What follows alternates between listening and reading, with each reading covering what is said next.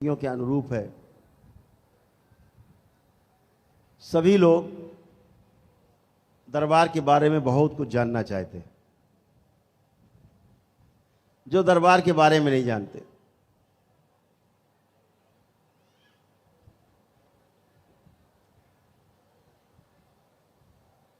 दरबार करता क्या है क्या जो इतने लोग इकट्ठे होते हैं और इतने अनुशासन से परिवार के साथ आते हैं, है क्या? तो हम कहते हैं उन्हीं से पूछ लो, बाबा के भक्तों से पूछ लो, उन्हीं के शिष्यों से पूछ लो कि उन्हें क्या मिलता है। जब मैं कहता हूं ऐसे लोगों से कि बाबा के भक्त और बाबा के जो शिष्य हैं केवल आंख बंद करते हैं, बाबा माँ का ध्यान करते हैं, कामना करते हैं और आंख खोलते हैं तो कामना पूरी हो जाती है, इसलिए बाबा के शिष्य इकट्ठे। मिल के देखो, बाबा के भक्तों से, बाबा के शिष्यों से मिल के देखो। हर व्यक्ति की अपनी एक अलग कहानी है, सबकी एक अलग कहानी बाबा और माँ के साथ है। बाबा और माँ हमेशा आप उनके साथ ही रहते हो। ये जो तमाम समाज में आज धर्म के नाम पर जो छीटाकशी है, धर्म के नाम पर जो बिखराव है, धर्म के नाम पर जो अलग अलग आपको दिखाई देते हैं, ये अनायास नहीं है। जो जहां तक पहुंचा है, जिसने जहां तक पाया है उतना ही बांट रहा होता है, इसीलिए अलग अलग दिखाई देते हैं। इसमें गलत कुछ भी नहीं। अलग अलग दिख इसीलिए रहे हैं। कोई कक्षा 5 तक पढ़ा है तो जब वो पढ़ाने बैठता है तो कक्षा 5 तक की बातें बता सकता है। उससे कहो हाई स्कूल की बातें करो तो उसको आती नहीं। कोई हाई स्कूल तक पढ़ा है तो हाई स्कूल तक की बातें करता है, और वो इंटर के बारे में जानता नहीं, ग्रेजुएशन के बारे में जानता नहीं, तो उसकी बातें नहीं जानता, नहीं करता। ऐसे ही धर्म के क्षेत्र में भी है। जितने लोग भी हैं जो पाए हैं वही बांटते हैं। नियम यही है, जो व्यक्ति जो पाता है वही बांटता है।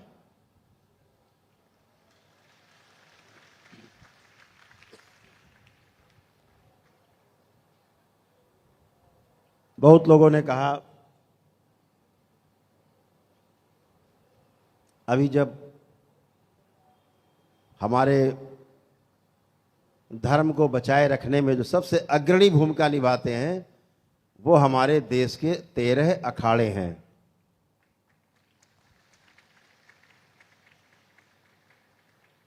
जिन्होंने पुरातन काल में भी, मुगलों के समय भी, अंग्रेजों के समय भी अपनी कुर्बानियां दी हैं, शहीद हुए हैं लड़ लड़ के, उसके बाद भी अपने धर्म को बचाने में चूके नहीं, अपनी जान दे दी। वो सिर्फ अखाड़े ही थे इस देश में जिन्होंने धर्म की ध्वजा को नीचे नहीं झुकने दिया।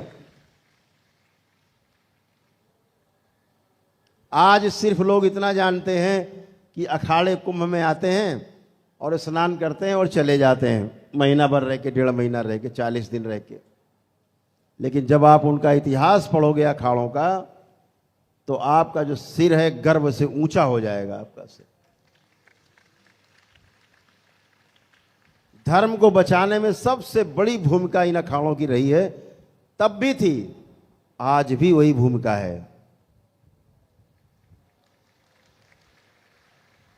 लेकिन तमाम ऐसे ताता थैया वालों की दुकानें खुल गई हैं कि लोगों को नाच गाने में बड़ा रस आता है, सुनने में। ढोलक मंजीरा में बैठे अवश्य नाच नचैया ताता थैया। कृष्ण आए, झाड़ी के पीछे गए, राधा गए, मिल के आए, वहां खेले, बाग में छिप गए। यही कथा, इसी में शुरू, इसी में खत्म।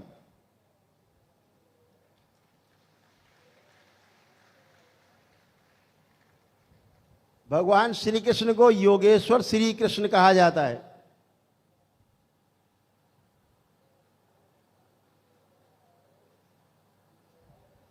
जिन्होंने पूरे अपने जीवन काल में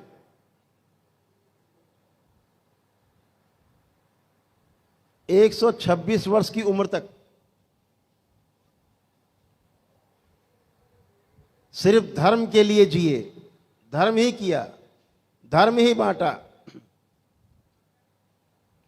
लोगों को जीना सिखाया, दुष्टों का दलन किया और समाज की रक्षा की, मानवता की रक्षा की। और जब उन्होंने देखा कि मेरा परिवार भी, मेरा वंश भी अधर्म के रास्ते पे जा रहा है, तो उन्होंने उसको भी समाप्त करने में कोई कोर कसर नहीं छोड़ी, उसको भी उन्होंने शहीद करा दिया।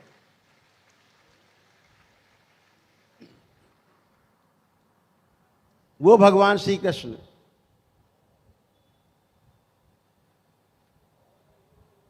जिन्होंने दर्शन दिया हमें कि मैं शरीर नहीं, मैं आत्मा हूं। आज पूरा दर्शन इसी के आसपास है।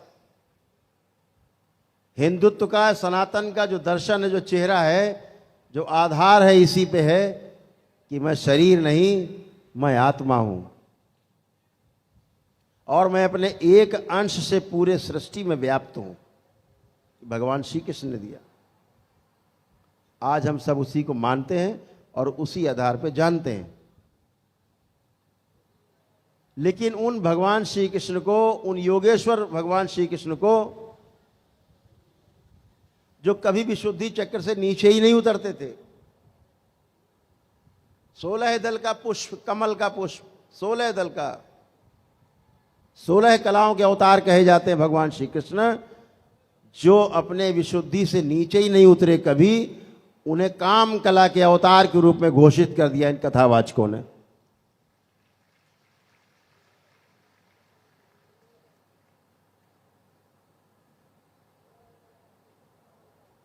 मुझे लगता है इन सबको इस पर विचार करना चाहिए।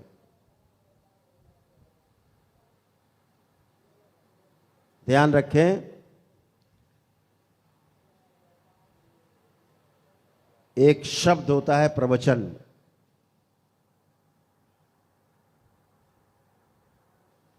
और एक शब्द होता है पराया वचन। किताब पढ़ करके, किताब को रट करके जो बाँचे वो कथा है, ये प्रवचन नहीं है।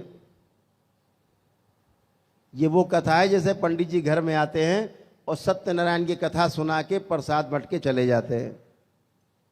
किताब खोली और कलावती से शुरू हुए, कलावती पे खत्म हो गए। कथा हो गई, परंपरा है घर घर में कथा सुनने की आदत डालने की। समाज के 4 लोग इकट्ठे होते हैं, परिवार में छोटे छोटे बच्चों में संस्कार जाते हैं।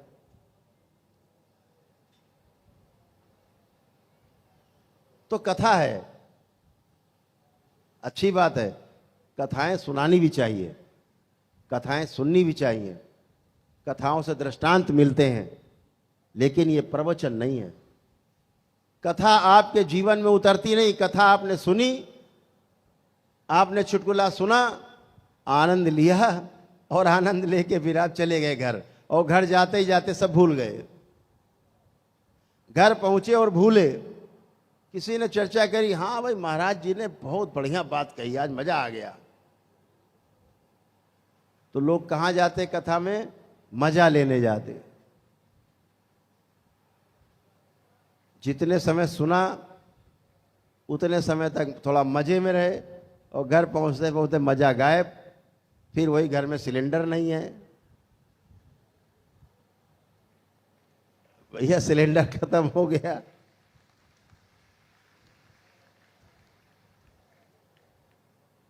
फिर अम्मा बीमार है, दवा लानी है।